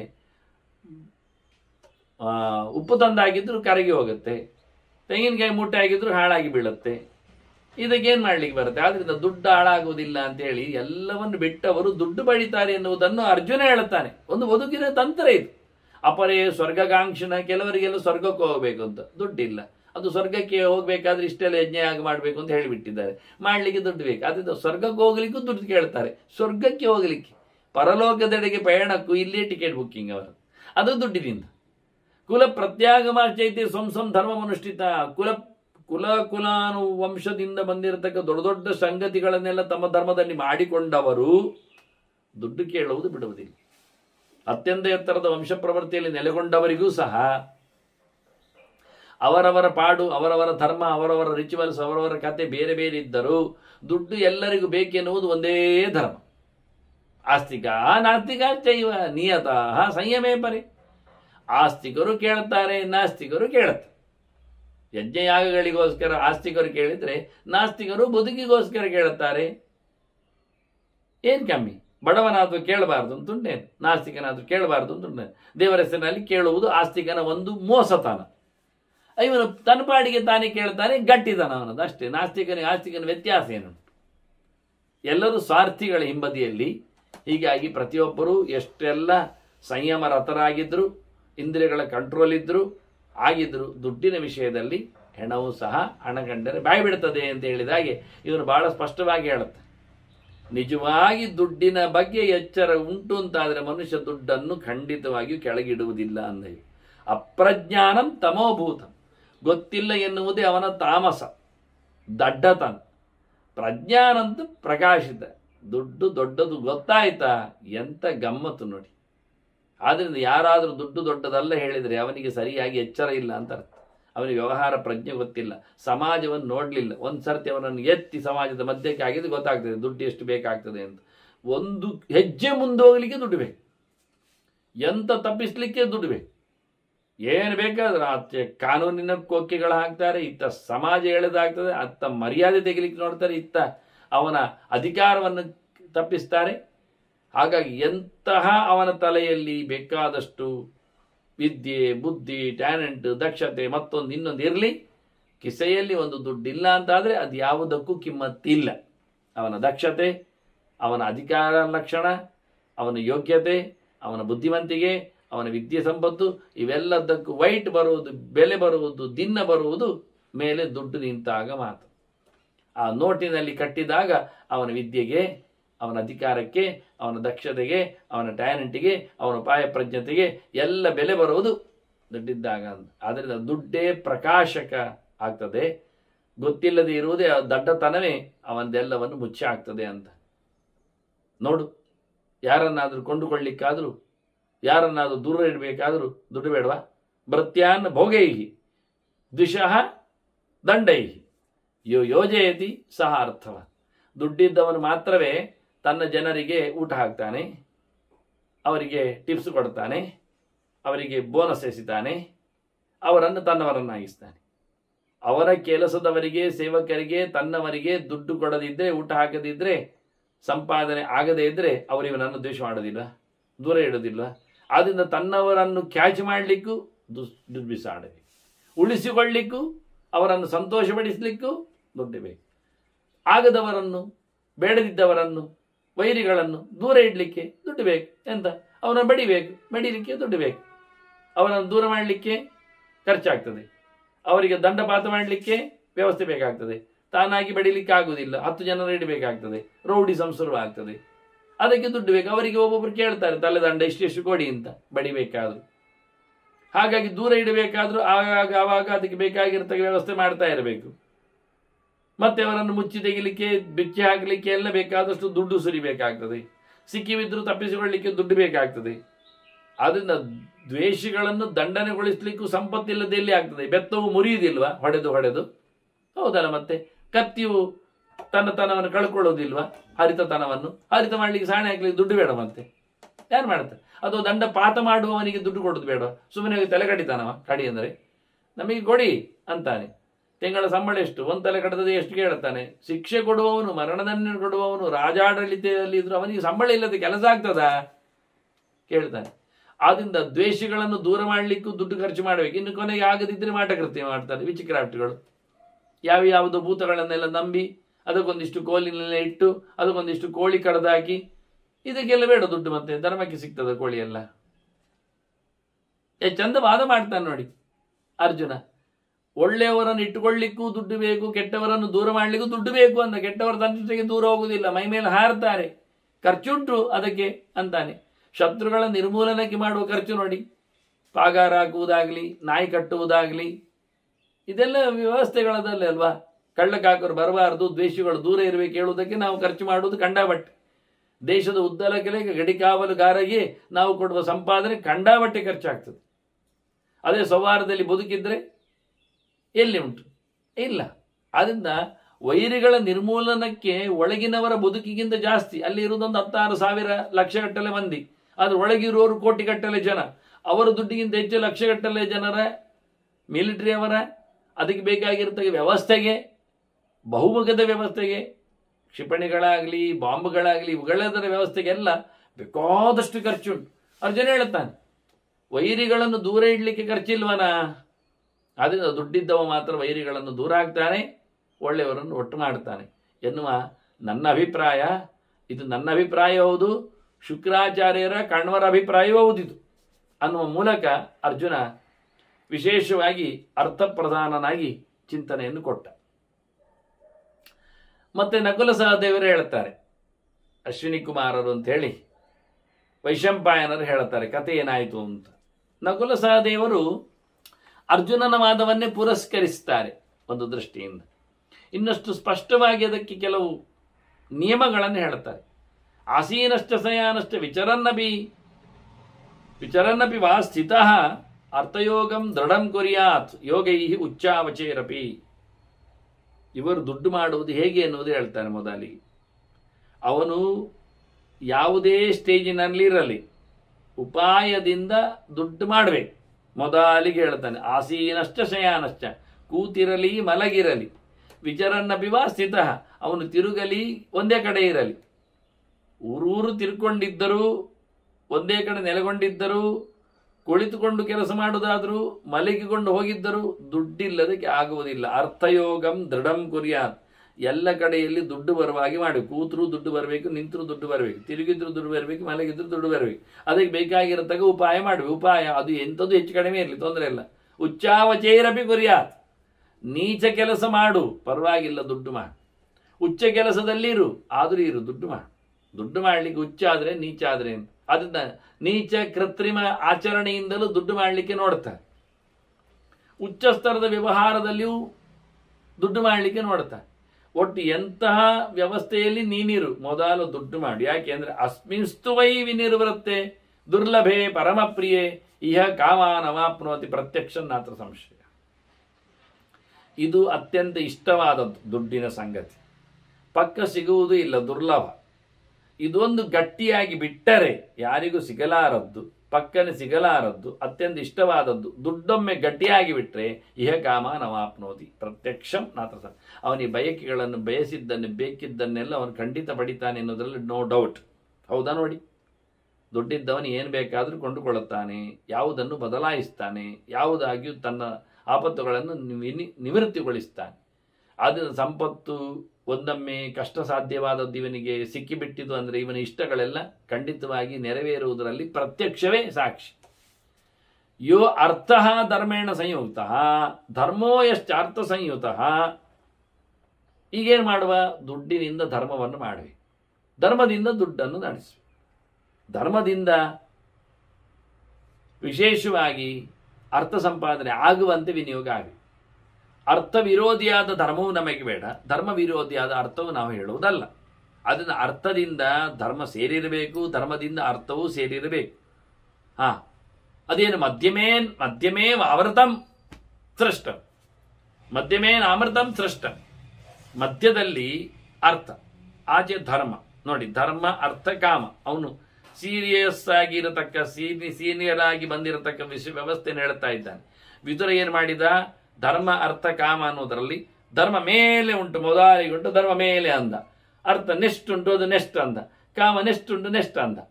ಇವೇ ಹೇಳ್ತಾನೆ ಇರುವುದು ಸರಿ ಧರ್ಮ ಅರ್ಥ ಕಾಮ ಅಂತ. ಆದರೆ ಅರ್ಥವನ್ನು ಮಧ್ಯದಲ್ಲಿ ಇಟ್ಟಿದ್ದಾರೆ.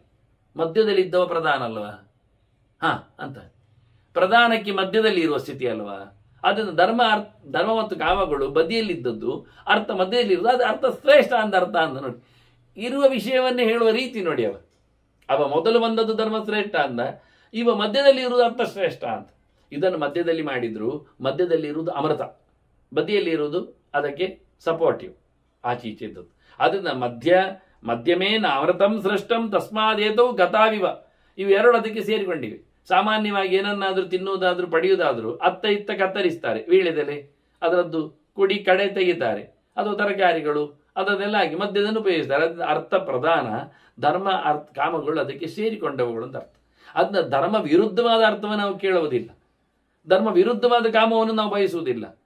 ಅರ್ಥದಿಂದ ಕಾಮವನ್ನು ಸಂಪಾದನೆ ಮಾಡ್ತೇವೆ, ಧರ್ಮಕ್ಕೆ ವಿರುದ್ಧವಾದ ಅರ್ಥದಲ್ಲಿ ನಾವು ಅದನ್ನು ನೋಡಿಕೊಳ್ಳುತ್ತೇವೆ. ಅದು ಧರ್ಮ ಬೇಕು, ಅರ್ಥ ಬೇಕು, ಕಾಮ ಬೇಕು. ಅದರ ಅರ್ಥ ಪ್ರಧಾನವಾಗಿದ್ದಾಗ ಧರ್ಮ ಅರ್ಥ ಕಾಮಗಳು ಸೇರಿಕೊಳ್ಳುತ್ತವೆ ಅಂತ. ಅನರ್ಥಸ್ಯ ನ ಕಾಮೋಸ್ತಿ. ದುಡ್ಡಿಲ್ಲದವನಿಗೆ ಬಯಕೆ ಬರ್ತದ? ಒಂದು ತಪ್ಪಿದ್ರೆ ಎಲ್ಲ ತಪ್ತದೆ ನೋಡಿ, ಪ್ರಯೋಜನ ಇಲ್ಲ ಆಗ್ತದೆ. ಅರ್ಥ ಇಲ್ಲದ ಧರ್ಮ ಆಗ್ತದ? ಇಲ್ಲ. ಅದ ತಥಾರ್ಥ ಧರ್ಮಿಣ ಕೃತ. ಧರ್ಮದಲ್ಲಿ ನೆಲೆಗೊಂಡವನಿಗೂ ಸಹ ದುಡ್ಡು ಬೇಕೆ. ಧರ್ಮದವನು ಧರ್ಮ ಶ್ರೇಷ್ಠ ಅಂತೀರಿ, ಧರ್ಮ ಮಾಡೋದು ಹೇಗೆ? ದುಡ್ಡು ಇಲ್ಲ, ದುಡ್ಡು ಮತ್ತೆ ಪ್ರಧಾನ ಆಯ್ತಾ ಇಲ್ವೇ?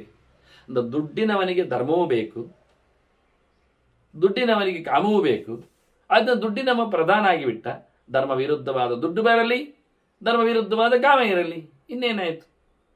ಅದು ಇಡೀ ಲೋಕವು ತಸ್ಮಾತ್ ಉದ್ವಿಜತೆ ಲೋಕ ಅರ್ಥಾತ್ ಧರ್ಮ ಬಹಿಷ್ಕೃತಾತ್. ಎಲ್ಲ ಲೋಕದವರು ಬೇಡ ಹೇಳುವುದೇನನ್ನು? ದುಡ್ಡು ಬೇಡ ಅಂತ ಹೇಳ್ತಾರಲ್ಲ ಮಾರ್ಯಾರು. ಎಲ್ಲ ಜನರು ದುಡ್ಡಿಗೋಸ್ಕರ ಹಿಂದೆ ಹೋಗುದು ಸರಿ ಇಲ್ಲ ಅದು ಅಂತ ಹೇಳ್ತಾರಲ್ಲ. ಹೌದು, ಎಂತ ದುಡ್ಡು ಬೇಡ ಹೇಳಿದ್ದು ಜನ? ಧರ್ಮ ಬಹಿಷ್ಕೃತವಾದ ದುಡ್ಡು ಬೇಡ ಅಂತ. ತಲೆ ಒಡೆದು, ಕದ್ದು ತೆಗೆದದ್ದು, ಟೋಪಿ ಹಾಕಿದ್ದು, ಮೋಸಗೊಳಿಸಿದ್ದು, ಅಡಿಯಲ್ಲಿ ಪಡೆದದ್ದು, ಲಂಚ, ಇದು ದುಡ್ಡು ಬೇಡ ಹೇಳುದು. ದುಡ್ಡು ಬೇಡ ಯಾರು ಹೇಳುದು? ಧರ್ಮ ಬಹಿಷ್ಕೃತ ಅರ್ಥ ಆದ ಲೋಕ ಉದ್ವಿಜತೆ. ಇಡೀ ಲೋಕದ ಜನರಿಗೆ ಹೆದರಿಕೆ ಇರುವುದೆಲ್ಲಿ? ವಾಕರಿಕೆ ಬರುವುದೆಲ್ಲಿ? ಬೇಸ್ತು ಬೀಳುವುದು ಯಾವುದಕ್ಕೆ? ಹಾಳು ದುಡ್ಡಿ. ಒಳ್ಳೆ ದುಡ್ಡು ಯಾರು ಬೈಯುವುದಿಲ್ಲ, ಯಾರು ಬೇಡ ಹೇಳುವುದಿಲ್ಲ. ಎಲ್ಲಿವರೆಗೆ ಕೇಳಿದರೆ ಹಾಳು ಜನರ ದುಡ್ಡನ್ನು ಒಳ್ಳೆ ಜನರು ಬೇಕು ಹೇಳ್ತಾರೆ. ಒಬ್ಬ ಕುಡಿತದಿಂದ ದುಡ್ಡು ಮಾಡಿದ್ದವನನ್ನು ಮಂಡೆ ಬೋಳಿಸಿಕೊಂಡವ ದುಡ್ಡು ಕೊಡಿ ಅಂತಾನೆ ಸೇವೆಗೆ. ನೋಡಿ ಹೇಗಿರ್ತದೆ. ಅದು ಕುಡಿತದ ದುಡ್ಡಲ್ವಾ? ಅದು ನನಗೆ ಸಂಬಂಧಪಟ್ಟದ್ದಲ್ಲ ಅಂತ, ಅದು ಅವನಿಗೆ ಸಂಬಂಧ. ಅವನು ಕುಡಿತದಿಂದ ದುಡ್ಡು ಮಾಡಿದ್ದವನ ತಪ್ಪು, ನಾವು ಅವನಿಂದ ಬೇಡಿ ಪಡೆದದ್ದು ನಮ್ಮದು ಸರಿ. ನೋಡಿ, ಮೂಲ ನೋಡ್ಲಿಕ್ಕಿಲ್ಲ ದುಡ್ಡಿನದ್ದು. ನಮಗೆ ಬಂದದ್ದು ಎಲ್ಲಿಂದ? ದಾನ ದಕ್ಷಿಣೆಯಿಂದ. ಮುಗಿದೋಯ್ತು, ಅದರ ಆಚೆಗೆ ಇಲ್ಲ. ಆದ್ರಿಂದ ಅರ್ಜುನ ಹೇಳಿದ್ದಾಗೆ, ಬೇಡುವವರು ಎಷ್ಟು ಜನರಿಲ್ಲ ನೋಡು. ಮೋರೆ ನೋಡಿದ್ದೆ ನೀನು ಬೇಡುವವರದ್ದು ಕೇಳಿದ? ಕೈ ಹಿಡಿಯುವವರ ಕತೆಗೆ ನೋಡಿದ್ಯಾ? ದುಡ್ಡು ಬೇಕು ಹೇಳೋರು ಮೋರೆ ನೋಡೊಮ್ಮೆ. ಮಂಡೆ ಬೋಳಿಸಿದವರು, ಗಡ್ಡ ಬಿಟ್ಟವರು, ಜಟೆ ಹಾಕಿದವರು ಎಲ್ಲ ಹೇಳಿಕೊಂಡು ಬಂದವ. ವಿಭಿನ್ನ ವಿಭಿನ್ನ ರೀತಿಯಲ್ಲಿ ಇದ್ದಾರೆ. ಎಲ್ಲರೂ ಕೇಳುವುದು ಒಂದು, ಏನು? ದುಡ್ಡು ಕೊಡಿ, ದುಡ್ಡು ಕೊಡಿ. ಧನಂ ದೇಹಿ, ಧನಂ ದೇಹಿ. ನಗರಿ ಸಮೇತ ಬಾರಿಸದ ಹಾಗೆ ಧನಂ ದೇಹಿ, ಧನಂ ದೇಹಿ, ಧನಂ ದೇಹಿ. ದಮ್ ದಮ್ ದಮ್ ಶಬ್ದ ಆಗ್ತದೆ, ಅದಕ್ಕೆ ಹೇಳಿದ್ದು. ನಗರಿ ಹೇಳುದಾಗೆ ಧನಂ ದೇಹಿ, ಧನಂ ದೇಹಿ. ದುಡ್ಡು ಕೊಡಿ, ದುಡ್ಡು ಕೊಡಿ ಅಂತ. ನಿಮಗೆ ಸಂಸ್ಕೃತ ಭಾಷೆ ಬರಲಿಲ್ಲ, ಅದು ಶಬ್ದ ಮಾಡೋದು ಹೇಗೆ? ದನ್ ದನ್ ದನ್ ದನ್ ಅಂತ ಶಬ್ದ ಮಾಡೋದು ಹೇಳುದಿಲ್ಲ ನೀವು? ಅದು ಪ್ರೊನೌನ್ಸ್ ಮಾಡುವಾಗ ದನ್ ದನ್ ಅಂದ್ರೆ ಏನು? ದನ ಅಂದ್ರೆ ದುಡ್ಡುದಲ್ವಾ? ಹಾ, ಅದು ಮಧ್ಯದಲ್ಲಿ ಇನ್ನೊಂದು ಸೌಂಡ್ ಮಾಡ್ತದೆ. ಬದಿಯಲ್ಲಿ ಬೆಳೆದಾಗ, ಮಧ್ಯದಲ್ಲಿ ಬೆಳೆದಾಗ ಧನ, ಬದಿಯಲ್ಲಿ ಬೆಳೆದಾಗ ದೇಹಿ. ಧನಂದೇ ಧನಂದೇ ಧನಂದೇ. ದುಡ್ಡು ಕೊಡಿ, ದುಡ್ಡು ಕೊಡಿ.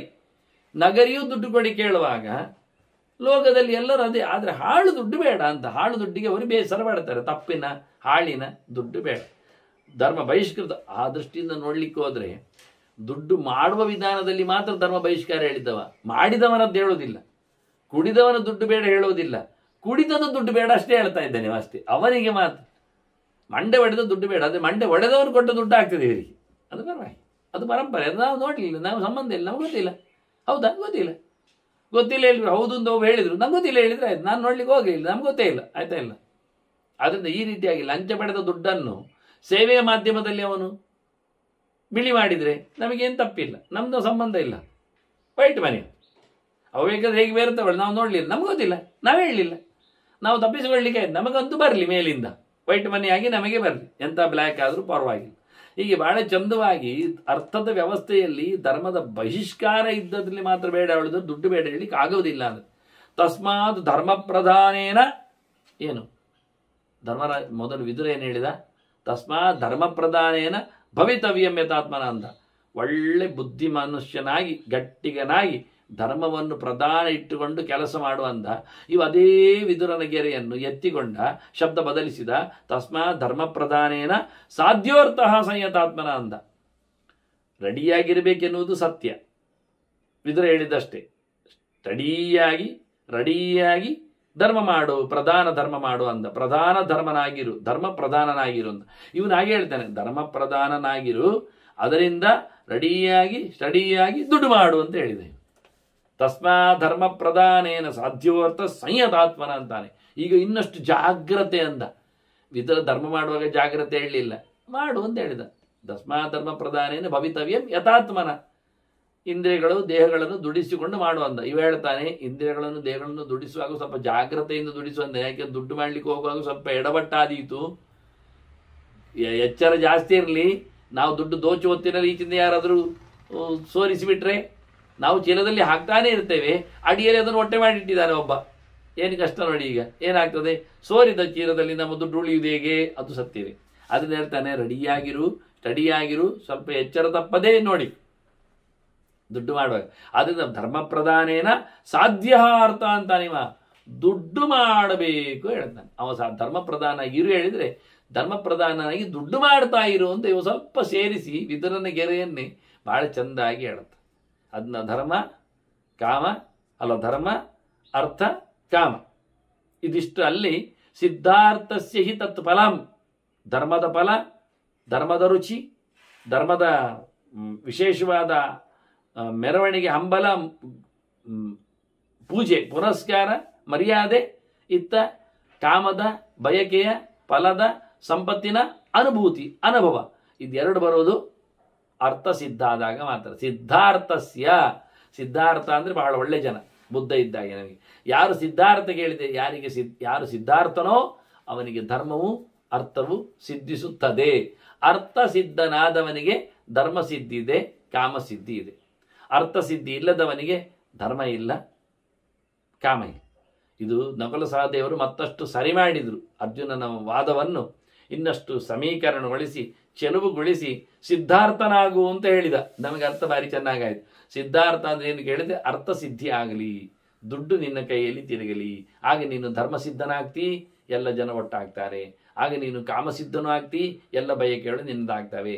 ಬಯಕೆಗಳ ಕಾಮಗಳ ಅನುಭೂತಿಗೆ ದುಡ್ಡು ಬೇಕಾಗ್ತದೆ.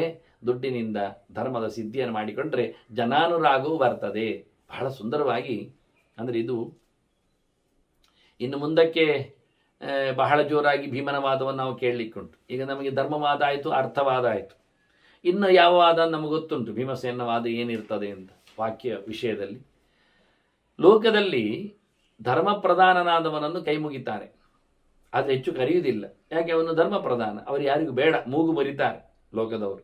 ಅವರಿಗೆ ಧರ್ಮ ಹೆಚ್ಚು ಇಷ್ಟ ಆಗುವುದಿಲ್ಲ, ಆದರೆ ಧರ್ಮ ಇರಲಿ ಅಷ್ಟೇ, ಇದ್ದಲ್ಲೇ ಇರಲಿ ಅಂತ, ಹತ್ತಿರ ಬೇಡ. ಅರ್ಥಪ್ರಧಾನನಾದವರಿಗೆ ಪ್ರದಕ್ಷಿಣೆ ಬರ್ತಾ ಇರ್ತಾರೆ, ಎಲ್ಲರಿಗೂ ಆಗ್ತದೆ. ಅವನು ಕೆಟ್ಟವರಿಗೆ ಆಗ್ತಾನೆ, ಒಳ್ಳೆಯವರಿಗೆ ಆಗ್ತಾನೆ. ಅದಕ್ಕೆ ದುಡ್ಡುಂಟಲ್ಲ, ಅವನು ಕೆಟ್ಟವರನ್ನು ಒಳ್ಳೆಯವರನ್ನಾಗಿಸ್ತಾನೆ, ರಾವಣನನ್ನು ರಾಮನನ್ನಾಗಿಸ್ತಾನೆ, ರಾಮನನ್ನು ರಾವಣನನ್ನಾಗಿಸ್ತಾನೆ ಬೇಕಾದಾಗ ದುಡ್ಡಿನಿಂದವ. ಇಬ್ಬರಿಗೂ ಮಣೆ ಆಗ್ತಾನೆ, ಮಣ್ಣನೆ ಕೊಡ್ತಾನೆ. ಇಬ್ಬರು ಮಣ್ಣನೆ ಮಾಡ್ತಾರೆ, ಇಬ್ಬರು ಕರೀತಾರೆ, ರಾಮನು ಕರೀತಾನೆ, ರಾವಣನು ಕರೀತಾನೆ ಅವನನ್ನು. ಈ ಲೋಕದಲ್ಲಿ ಈ ಕಥೆ. ಕಾಮಪ್ರಧಾನ ಇದ್ದಾನಲ್ಲ, ಅವನನ್ನು ಸ್ವಲ್ಪ ಮೂಗು ಮುರಿತಾರೆ, ಅವನು ಧರ್ಮ ಬಾಹಿರ ಅಂತ ತಿಳ್ಕೊಳ್ತಾರೆ. ಮತ್ತೆ ಅವನಲ್ಲಿ ದುಡ್ಡು ಕಾಮಕ್ಕೋಸ್ಕರ ಉಪಯೋಗಿಸಲ್ಪಟ್ಟಿದೆ ಹೇಳಿಕೊಂಡು ದುಡ್ಡು ವೇಸ್ಟ್ ಆಗಿದೆ ಅಂತ ತಿಳ್ಕೊಳ್ಳುತ್ತಾರೆ ಅಷ್ಟೇ. ಹಾಗಾಗಿ ಅವನನ್ನು ಹೊರಗಿನಿಂದಲೂ ಉಗುಳುತ್ತಾರೆ, ಒಳಗಿನಿಂದಲೂ ತೆಗೊಳ್ಳುತ್ತಾರೆ ವಾಸ್ತವವಾಗಿ. ಹಾಗಾಗಿ ಕ್ರೊನಾಲಜಿ ನಮಗೆ ನೋಡುವಾಗ ಲೋಕದಲ್ಲಿ ಎಡವಟ್ಟಾಗಿ ವಿಪರೀತವಾಗಿ ಇರಿಸು ಮುರುಸಾಗಿ ಕಾಣ್ತದೆ. ಆದರೆ ಪ್ರತಿಯೊಂದಕ್ಕೂ ವಾದ ಮಾಡಿದ ರೀತಿ ನೋಡಿದರೆ ಇವನ್ ನಾಲ್ವರದ್ದು ಬಹಳ ಚೆನ್ನಾಗಿರ್ತದೆ. ಅಂದರೆ ಅದೇ ಕರೆಕ್ಟ್, ಅದೇ ಪರ್ಫೆಕ್ಟ್, ಅದೇ ಇಂಪಾಕ್ಟ್ ಅನ್ನುವ ಲೆಕ್ಕದಲ್ಲಿ ಬಂದಿದೆ ಮಾತುಗಳು. ಇನ್ನೇನು ಭೀಮ ಮಾತಾಡ್ತಾನೆ ಎನ್ನುವುದನ್ನು ನಾವು ಮತ್ತೆ ಕೋಣೆಯೊಳಗೆ ಸೇರಿದಾಗ ಕೇಳುವ ವಂದನೆಗಳೊಂದಿಗೆ ಶ್ರೀಕೃಷ್ಣಾರ್ಪಣಮಸ್ತು. ನಾರಾಯಣ ನಾರಾಯಣ.